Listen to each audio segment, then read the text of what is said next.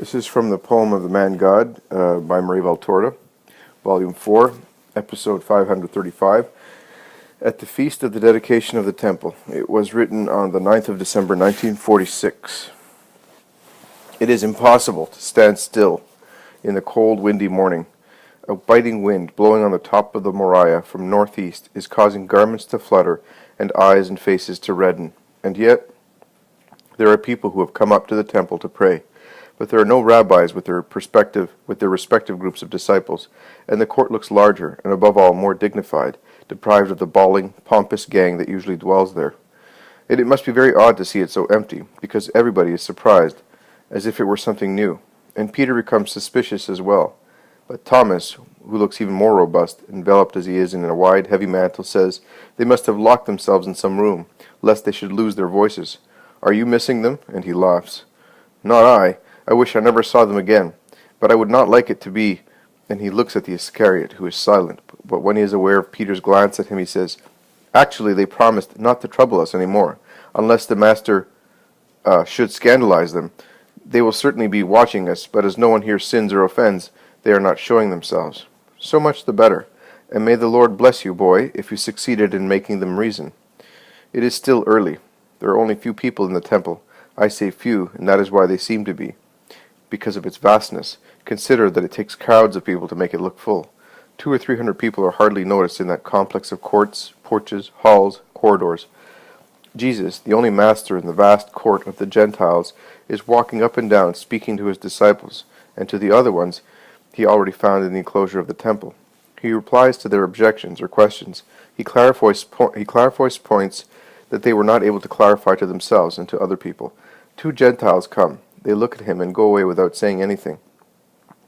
2 employees of the temple pass by. They look at him, but they do not say anything either. Some believers approach him. They greet him and listen to him, but they are still few. "Are we staying here any longer?" asks Bartholomew. "It is cold, and there is nobody, but it is pleasant to be here so peacefully, Master. Today you really are in the house of your Father, and as the landlord," says James of Alphaeus, smiling. And he adds, "This is what the temple must have looked like in the days of Nehemiah and the wise, pious kings." "I think we should go. They are spying upon us from over there," says Peter. "Who? Pharisees?"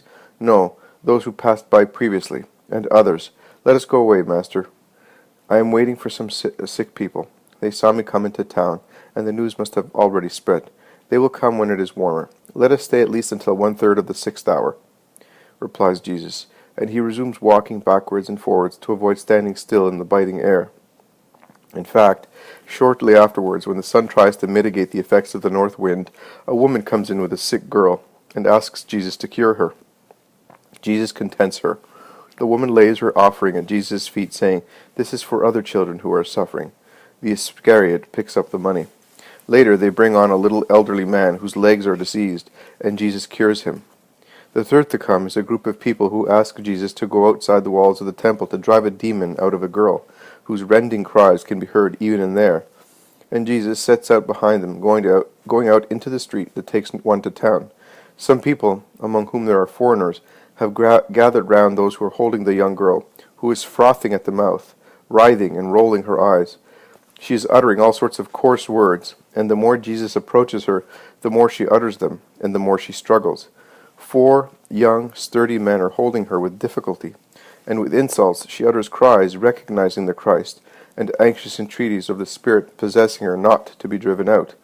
And she monotonously repeats also some truths. "Away! Don't let me see that cursed one! Go away! The cause of our ruin! I know who you are! You are the Christ! No other oil anointed you, but that from up there. The power of heaven covers and protects you. I hate you! Cursed one! Don't expel me! Why do you drive us out, and do you not want us, whilst you are keeping close to yourself a legion of demons in one man only? Don't you know that the whole of hell is in one man only? Of course you know. Let me stay here, at least until the hour of—" His words stop at times, as if they were choked. At times they change, or they stop first, and then they are drawled amid cruel howls. And when she shouts, "At least allow me to go into him. Don't send me down into the abyss. Why do you hate us, O Jesus, Son of God? Are you not satisfied with what you are? Why do you want to rule over us all? We do not want orders. Why have you come to persecute us, since we denied you? Go away! Don't pour the fire of heaven on us. Your eyes, when they become extinguished, we will laugh. Ha! No, not even then. You defeat us. You defeat us. May you be cursed, and your Father who sent you, and he who proceeds from you, and is you. Ha!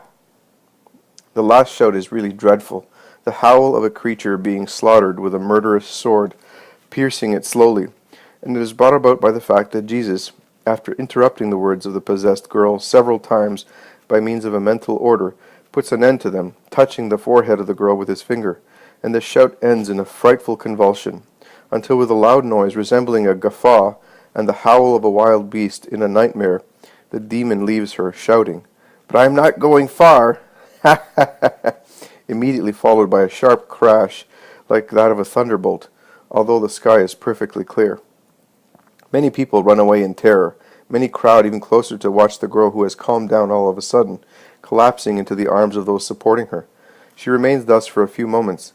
Then she opens her eyes. She smiles. She realizes that she is among people with no veil on her head and face. She lowers her head to conceal it by raising her arm against her face. Those who are with her would like to thank the Master, but he says, "Do not disturb her modesty. Her soul is already thanking me. Take her home to her mother. It is the right place for a girl." And leaving the people behind him, he goes back to the temple, to the same place as before. "Lord, did you notice that many Judeans followed us? I recognize some of them.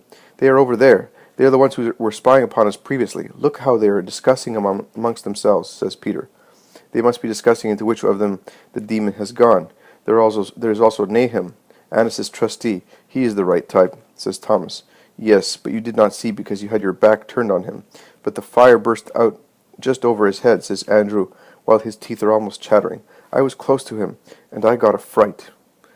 Actually, they were all gathered together, but I saw the fire burst over us, and I thought I was going to die.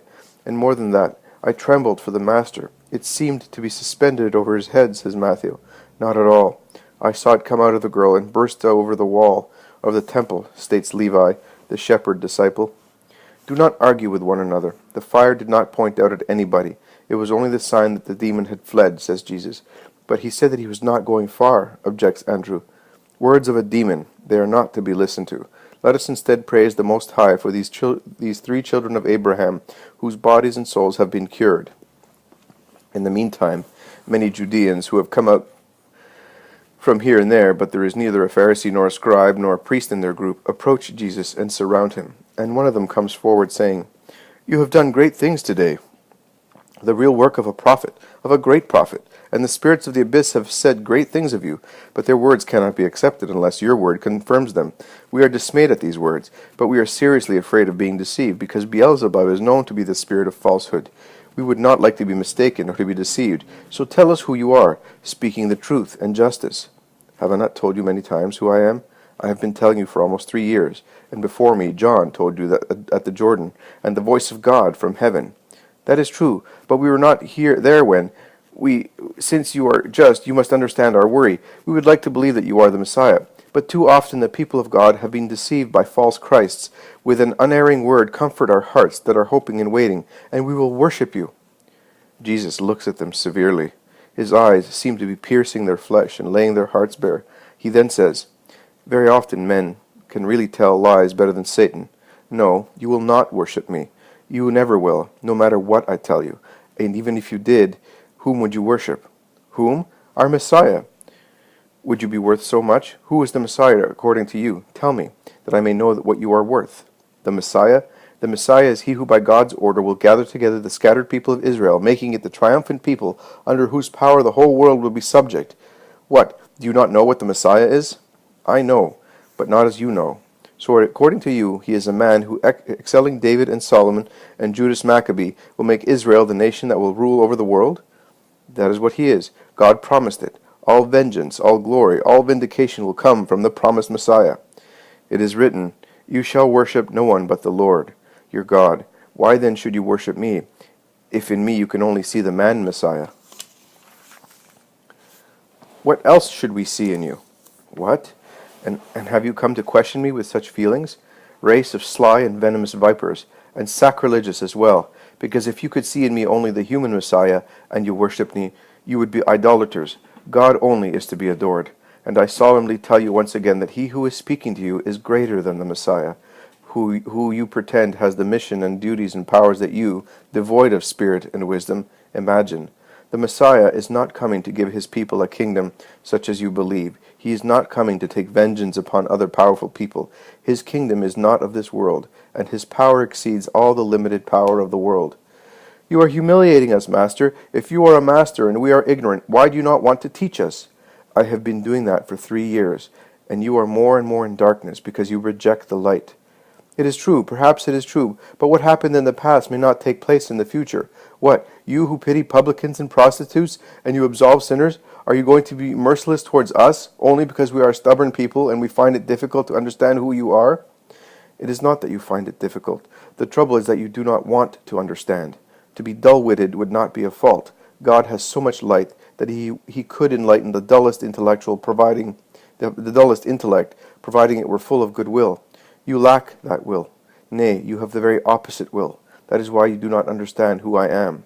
It may be, as you say, you can see how humble we are, but we beg you in the name of God, answer our questions. Do not keep us in doubt any longer. How long must our minds be uncertain? If you are the Christ, tell us openly. I have told you. I told you in your houses, in your squares, in the streets, in villages, upon the mountains, along rivers, in front of the sea and the deserts, in the temple, in your synagogue, in your markets, and you do not believe me. There is no place in Israel where my voice has not been heard, even the places that abusively have borne the name of Israel for ages, but are separated from the temple, even the places that gave the name to this land of ours, but from rulers have become subjects, and never got completely rid of their errors, to come to the truth. Even Syrophoenicia, shunned by rabbis as the land of sin, have heard my voice, and know who I am. I told you, and you do not believe my words. I acted, and you have not paid attention to my action with good spirit. If you had done that, with the right intention of making sure about me, you would have ended by having faith in me, because the deeds I accomplish in the name of my Father bear witness to me. Those of good will who have followed me because they recognize me as the shepherd have believed in me, and in the witness that my deeds bear. What, do you perhaps think that what I do has no beneficial purpose for you? No beneficial purpose for all creatures? Do not believe it, and do not think that the benefit consists in the health of the individual, recovered through my power, or in being freed from being possessed, or from the sin of this or that one. That is a benefit limited to the individuals. Too little compared with the power emanated from the supernatural source, from the source which is divine rather than supernatural, to be considered as the only benefit. There is the collective benefit of the deeds I perform, the benefit of removing all doubts in uncertain people, of convincing opponents in addition to reinforcing the faith in believers. My Father gives me the power to do what I do for that collective benefit, in favor of all men, present and future, because my works will bear witness to me with all future generations, and will convince them of me. Nothing is done in the works of God without a good purpose. Always bear that in mind. Meditate on the truth. Jesus stops for a moment. He gazes at a Judean who is standing with his head lowered, and then he says, You who are so pensive over there, you with the tunic the shade of ripe olives, you are wondering whether even Satan has good purposes. Do not be foolish in order to oppose me and find errors in my words. My reply to you is that Satan is not the work of God, but of the free will of the rebellious angel. God had made him his glorious minister, and thus had created him for a good purpose. Now, speaking to your own ego, you are saying, then God is foolish, because he gave glory to a future rebel, and entrusted his will to a disobedient angel. I reply to you, God is not foolish, but he is perfect in his thoughts and deeds. He is the most perfect one. Creatures are imperfect, even the most perfect ones. There is always a point of inferiority in them, as compared with God. But God, who loves them, has granted them free will, so that through it the creature may be perfected in virtue, and thus become more like God the Father. And I also tell you, O mocker and shrewd seeker of sin in my words, that God draws a good purpose also from evil, brought about voluntarily, that of making men possess a glory they deserved. The victories over evil are the crowns of the chosen ones. If evil could not give rise to good consequences for people full of goodwill, God would have destroyed it, because nothing in creation must be completely devoid of incentives or good consequences. Are you not replying to me? It is hard for you to have to admit that I read your heart, and I defeated the unfair elations of your twisted thought. I will not compel you to do so, in the presence of so many people. I will leave to you your own pride. I do not claim to be declared winner by you, but when you are alone with these people who are like you, and with those who sent you, then do admit that Jesus of Nazareth read the thoughts of your mind, and choked your objections in your throat with the only weapon of his word of truth. But let us leave this personal interruption and revert to the many people who are listening to me. If one person only among many should convert his spirit to the light after hearing my words, my fatigue of speaking to stones, nay, to sepulchres full of vipers, would be recompensed. I was saying that those who love me have recognized me as the shepherd because of my words and my deeds, but you do not believe, you cannot believe, because you are not my sheep. What are you? I am asking you. Ask yourselves in the depths of your hearts. Do not be foolish. You can know yourselves for what you are. It is enough to listen to the voices of your souls that are not happy to continue offending the Son of Him who created them. Even if you know what you are, you will not admit it. You are neither humble nor sincere, but I will tell you what you are. You are partly wolves and partly wild goats, but none of you, notwithstanding that you wear the skins of lambs, pretending to be lambs, are true lambs. Under the soft white fleece you all have all the cruel colors, the pointed horns, and the fangs and claws of billy goats or wild beasts, and you want to remain such because you delight in being such, and you dream of ferocity and rebellion. That is why you cannot love me, and you cannot follow and understand me. If you come into the flock, you do so to do harm, to cause sorrow, and to create disorder. My sheep are afraid of you. If they are like you, they should hate you, but they are not capable of hating. They are the lambs of the Prince of Peace, of the Master of Love, of the merciful Shepherd, and they cannot hate. They will never hate you, as I will never hate you. I leave hatred to you, as it is the wicked fruit of the treble concupiscence, with the unrestrained ego in the animal man, who lives, forgetting that he is also a spirit, besides being flesh. I keep for myself what is mine, love, and I transmit it to my lambs, and I offer it also to you, to make you good. If you became good, you would understand me, and you would belong to my flock like the others who are already in it. We would love one another. I and my sheep love one another. They listen to me. They recognize my voice. You do not understand what it really means to know my voice. It means that one has no doubts about its origin, and one can distinguish it among 1,000 other voices of false prophets as the true voice that came from heaven, now and always, also among those who consider themselves followers of the wisdom, and they partly are. There will be many who will not be able to tell my voice from other voices speaking of God, more or less with justice, but which will be voices inferior to mine. You always say that you will be going away soon. Then you say that you will always speak. If you go away, you will not be able to speak any more, objects the Judean in the scornful tone in which one would speak to a person of unsound mind. Jesus replies again in his patient, sorrowful tone that sounded severe only when he began to speak to the Judeans, and later when he replied to the internal objections of a Judean. I will always speak, that the world may not become completely idolatrous, and I will speak to my disciples who have been chosen to repeat my words to you.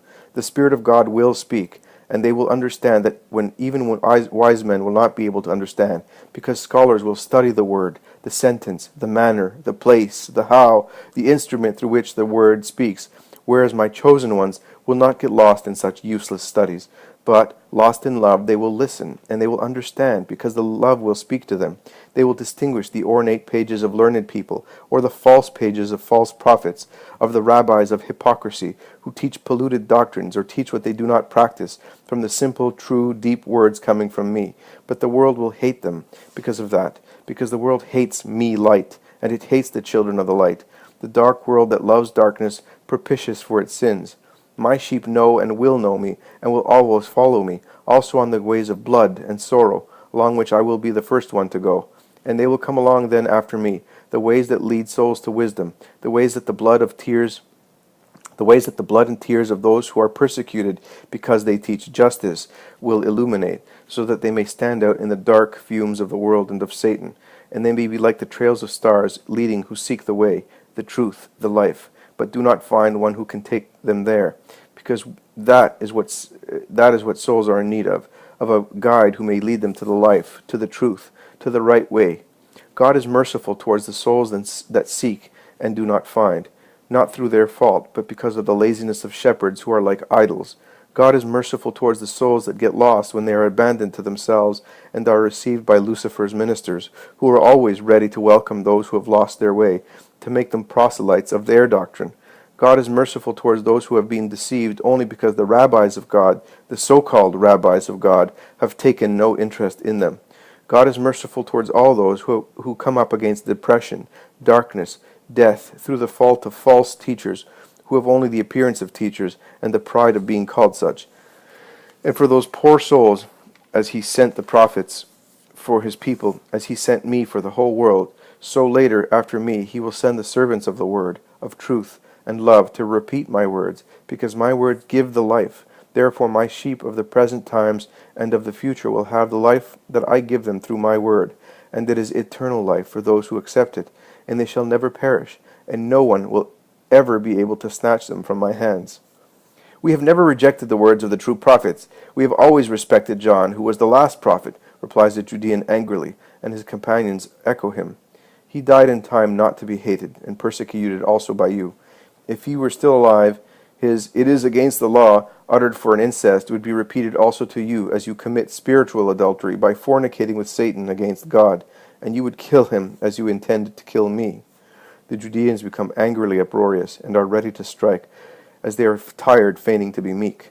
But Jesus is not worried. He raises his voice to dominate the tumult, and he shouts, "And you have asked me who I am. Hypocrites, you said that you wanted to know to be certain, and now you say that John was the last prophet, and twice you condemn yourselves for lying.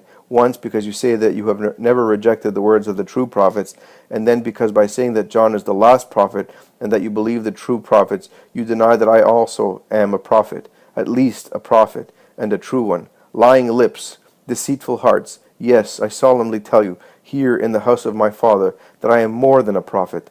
I have what my Father gave me. What my Father gave me is more precious than everything and everybody, because it is something on which the will and the power of men cannot lay their rapacious hands.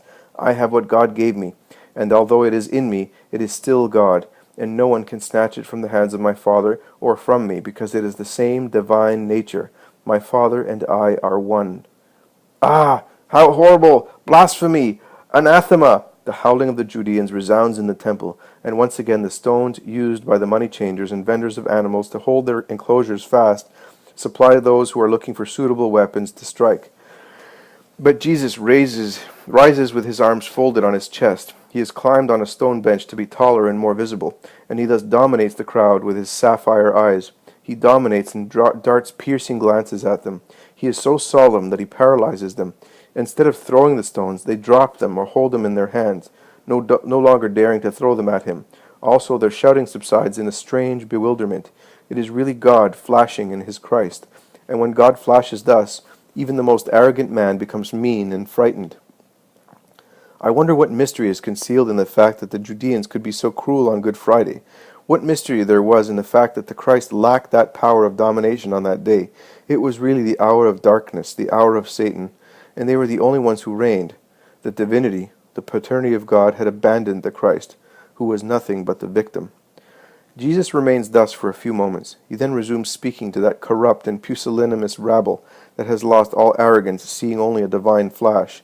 Well, what do you want to do? You asked me who I was. I told you. You became furious. I reminded you of what I have done. I have shown you and reminded you of many good deeds coming from my Father and accomplished with the power given to me by my Father. For which of those deeds are you going to stone me? Because I taught justice? Because I brought the gospel to men? Because I came to invite you to the kingdom of God? Because I cured your sick people, making the blind see, the paralytic walk, the dumb speak?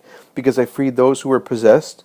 I raised the dead. I assisted the poor. I forgave sinners. I loved everybody, also those who hate me, you and those who sent you. So for which of these deeds do you want to stone me?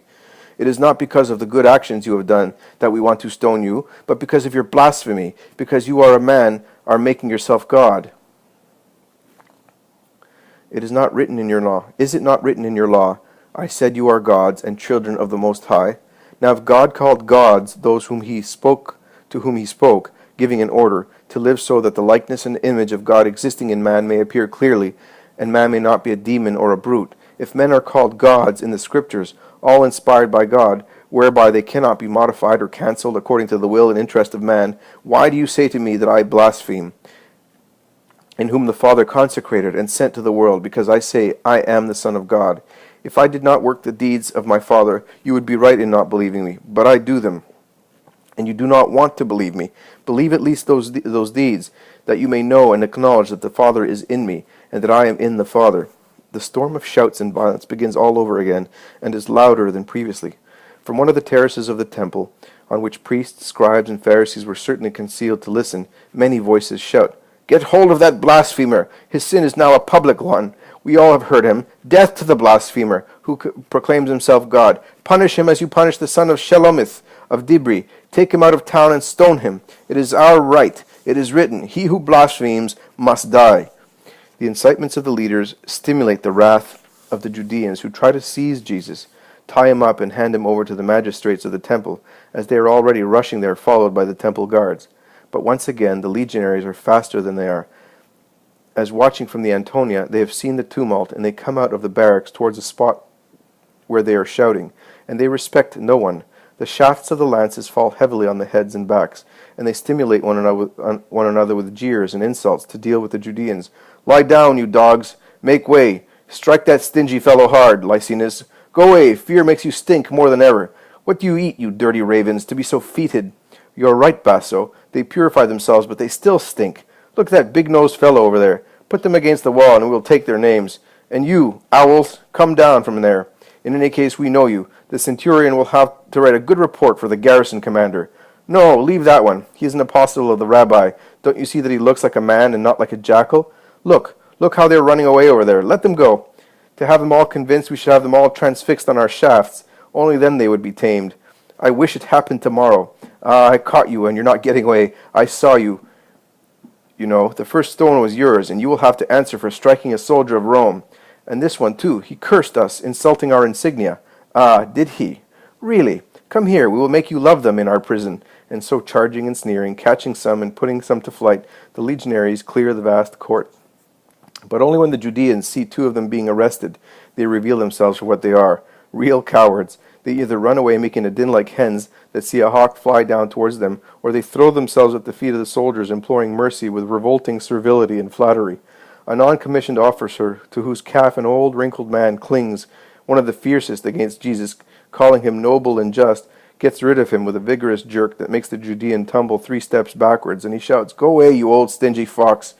And addressing one of his companions, showing his calf, he says, "They have nails like foxes and slaver like snakes. Look here, by Jove, Maximus, I'm going to the Thermae at once to get rid of the marks of that slobbery old man." And he goes away angrily, with his calf marked with scratches. I have lost sight of Jesus completely. I could not say where he has gone, or by which gate he has gone out. I only saw for some time the faces of the 2 sons of Alphaeus and of Thomas appear and disappear in the confusion, struggling to make their way, in the faces of some shepherd disciples intent on the same work. Then they also disappeared, and I was left with the last din of the wicked Judeans, intent on running here and there to avoid being captured and identified by the legionaries, who, I got the impression, enjoyed themselves being able to hit the Jews hard, making up for all the hatred with which they had been gratified.